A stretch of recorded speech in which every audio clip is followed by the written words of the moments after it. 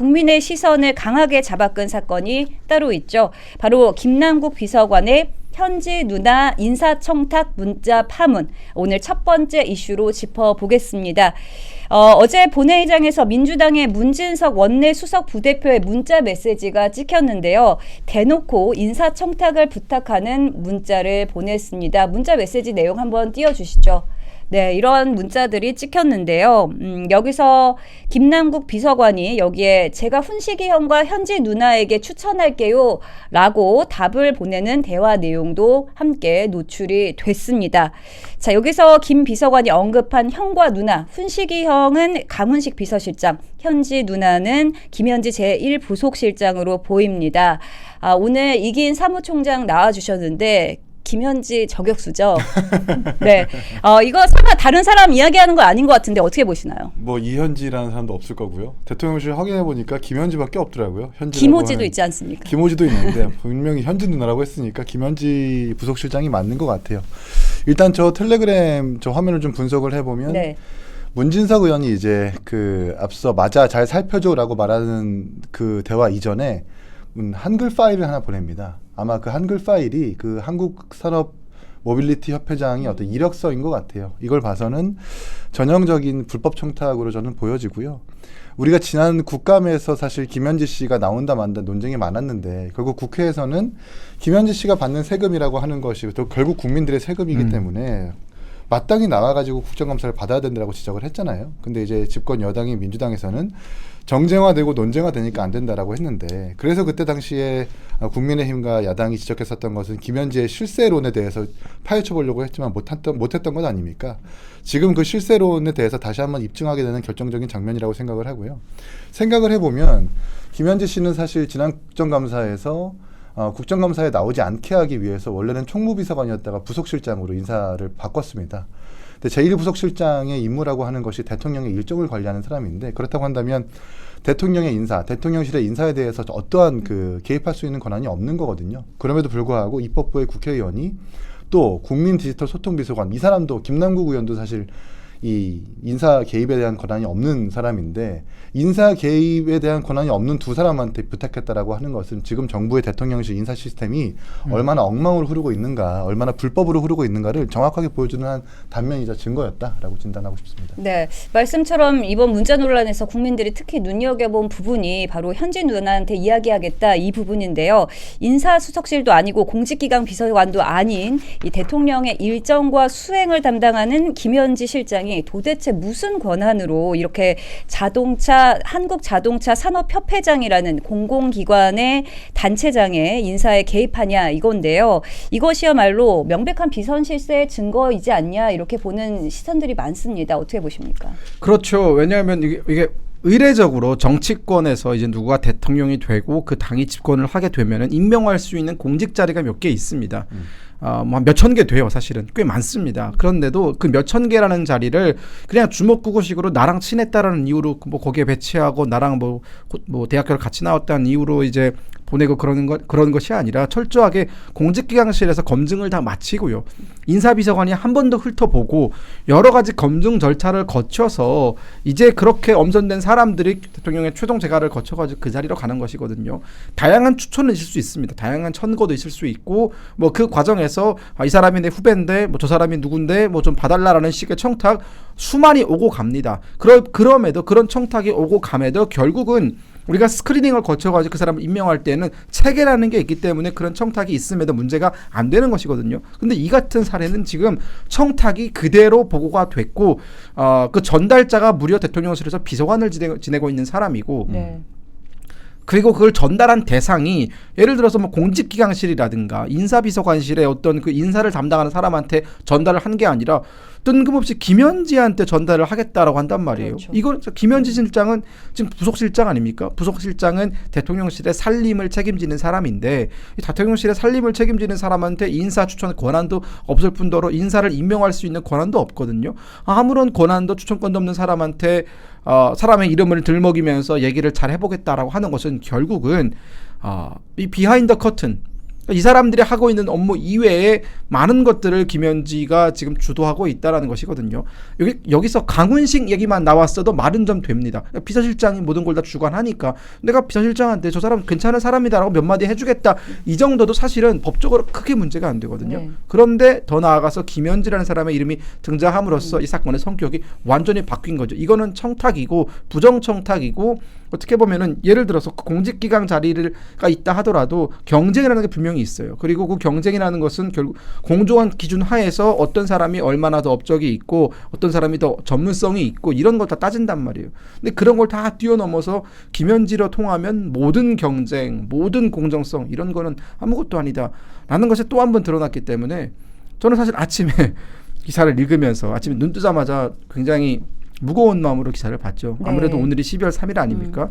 또 우리한테 또 어떤 악재가 터졌을까 하면서 봤는데 김남국 세 글자 이름이 대문짝만하게 뉴스에 나오는 거 보면서 남국이 형이 또 이렇게 우리를 도와주네 그런 생각이 좀 들었습니다. 네, 만사현통 김현지 실장의 이름이 또다시 인사 문제에서 논란이 됐습니다. 이 사태 좀 어떻게 보셨습니까? 이게 지금 엄밀히 따지면 한국자동차 모빌리티 산업협회라고 하는 것은 공공기관은 아니고요. 민간기관이죠. 민간기관이죠. 네. 그러니까 사실 대통령실이 그 해당 회장직에 대해서 추천하거나 임명할 수 있는 권한이 사실상 없습니다. 원래 추천을 받거나 하면은 한국산업 그 모빌리티 협회의 이사회에서 이사들로 하여금 이게 선출되는 것이 보통의 과정이거든요. 그런데 이렇게 대통령실이 노골적으로 입법부 국회의원 요청을 받아가지고 추천을 받아서 임명했다라고 한다는 그런 과정을 거친다라고 하는 것은 정부가 조직적으로 이 사실상 민간기관인 이 협회의 인사에 좌지우지 현재하고 있다, 개입하고 있다라고 하는 방증일 수밖에 없기 때문에 이것은 그냥 뭔가 뭐 단순한 어떤 사고 내지는 단순한 일탈로 보여지긴 어렵고 문제가 계속 커질 것 같다는 생각이 들고요. 지난 국정감사에서도 국민의힘과 야당 의원들이 김현지 씨를 향해서 지적했었던 것은 강선우 의원에 대해서 장관 사태의 국면에서 이 김현지 씨가 전화를 하니까 왜 권한도 없는 총무비서관이 장관 지명자 후보자한테 사퇴 전화를 하느냐, 그렇죠. 이거 월권 아니냐라고 그렇죠. 지적했었던 거거든요. 그때 이제 강훈식 비서실장이 나와가지고 했었던 말은 엄중 경고했고 강훈식 비서실장이 대세이며 대통령실의 인사는 투명하게 이루어지고 있다라고 위증 선서까지 했었습니다. 제 기억으로는. 근데 지금 나온 이 어떤 텔레그램의 한 단면을 보면은 그렇지 않게 돌아가고 있다는 건 좀 증명 아니겠습니까? 네.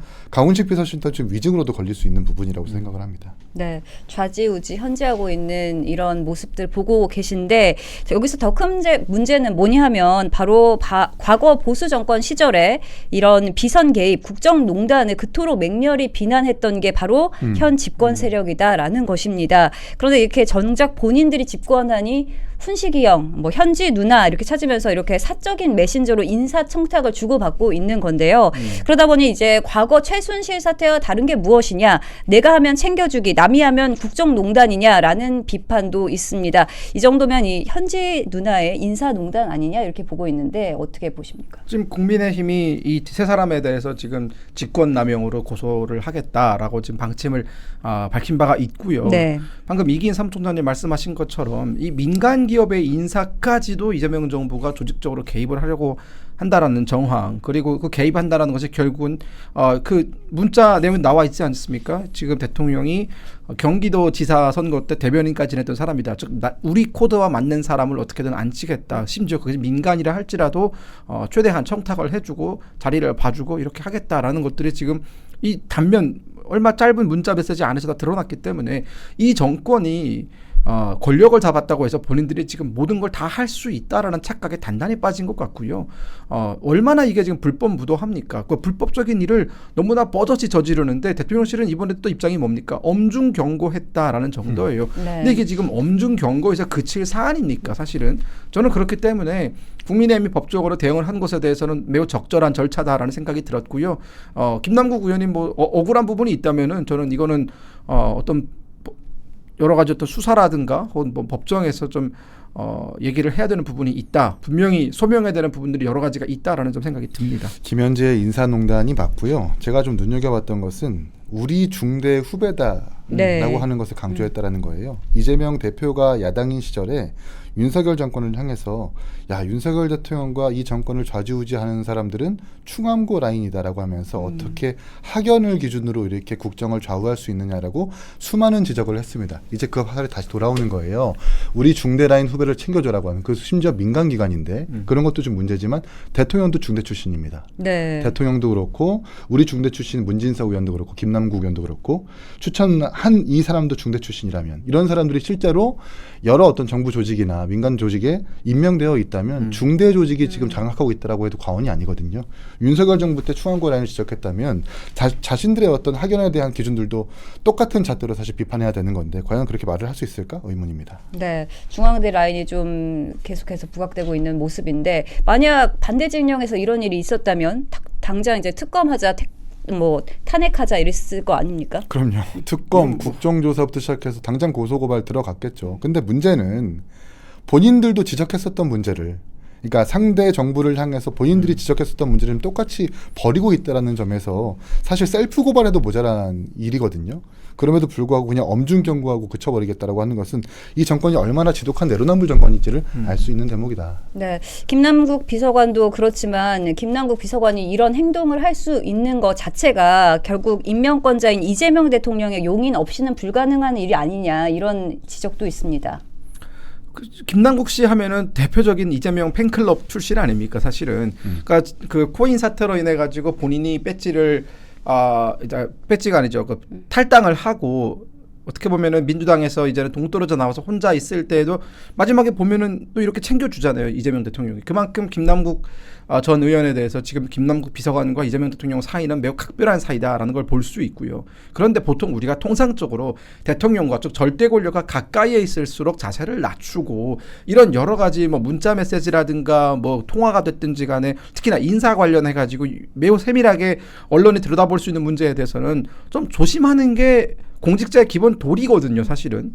그런데 그런 게 전혀 안 느껴지지 않습니까? 네. 아니 훈식이 형이 무슨 본인 친형도 아니고 대통령 비서실장이고 현지 누나 이런 사람들 누나 형 이렇게 부르면서 정말 사적으로 모든 인사청탁이 이렇게 수면 아래서 이루어지는 걸 보면서 국민들이 무슨 생각을 하겠습니까? 지금 이재명 정부가 이재명 대통령이 이따가도 얘기를 하겠지만 계엄 이후에 비태혁명이 어쩌고저쩌고 하면서 민주적 정당성 그렇게 강조를 하고 있지만 단순하게 인사청탁이 이루어지는 이 단면만 놓고 봤을 때에도 이게 얼마나 음험합니까 사실은. 저는 그렇기 때문에 정당성을 모조리 말아먹고 있다. 이런 태도 하나하나가 저는 지방선거의 국면을 앞두고 민주당한테 어떤 것도 저는 이게 호재로 작용할 것 같지 않고요.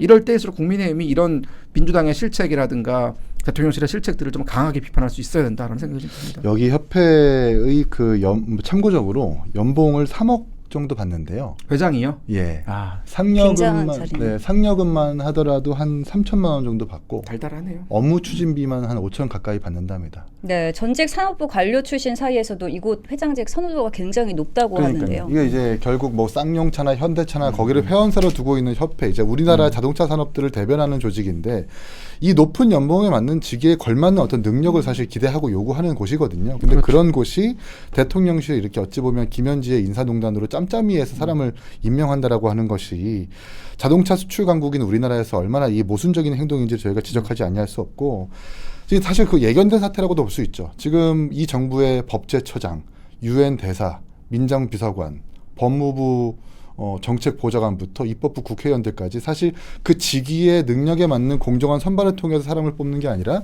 전부 다 대장동 변호사, 네. 이대 변호사, 대통령 개인 재판의 변호사들 이해관계가 있는 사람들 곳곳에 포진시켜 놓은 거거든요. 과연 그런 사람들이 국정을 제대로 운영할 수 있을까? 제대로 된 공정한 선발, 어떤 공정한 채용을 할 수 있을까? 당연히 예견된 사태라고 할 수 있겠습니다. 제일 황당한 인사가 제 기준에서는 주 유엔 한국 대사를 이재명 대통령 변호사로 앉히는 거예요.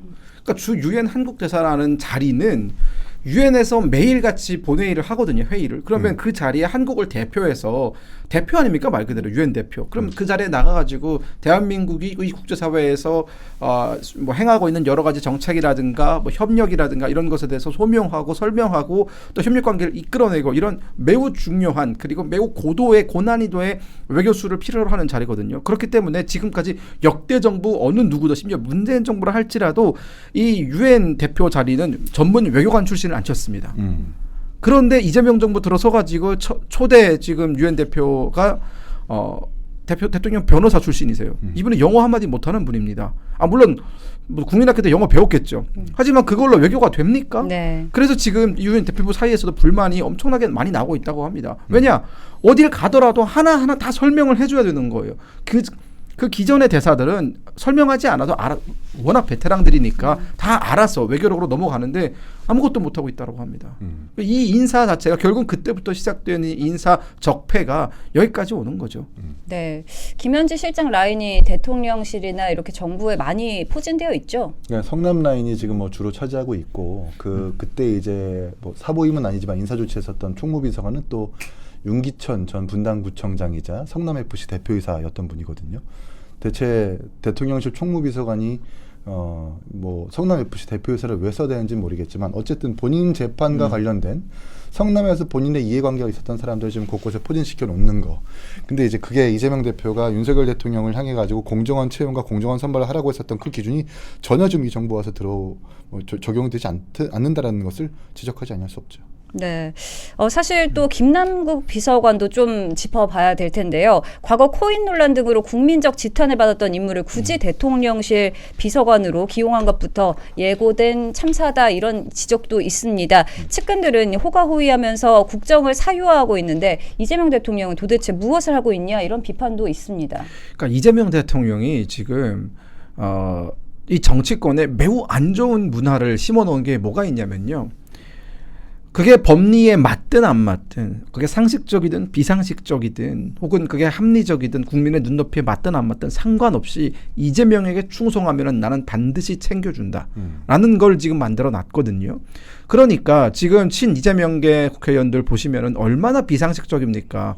거의 뭐 국회에서 정말 말이 안 통하죠. 말이 안 통하고 사실상 저 사람들이 이게 우리가 상식적인 기준에서 국회를 대표하는 사람들이 맞나 싶은 정도의 수준을 보여주거든요. 하지만 그들한테는 그런 건 아랑곳하지 그런 건 별로 문제가 안 됩니다. 오직 이재명 대통령에게 내가 잘 보일 수 있는지 없는지 그리고 내가 이재명 라인으로 묶이는지 안 묶이는지 이게 가장 중요한 기준이 됐고 실질적으로 이재명한테 충성하는 사람들에 대해서는 이재명 대통령이 이 김남국 같은 여러 논란이 있었던 사람 이 사람을 기용했을 때 마이너스적인 효과가 분명히 있을 것으로 예상되는 인사를 할지라도 그냥 무작정 밀어붙이거든요.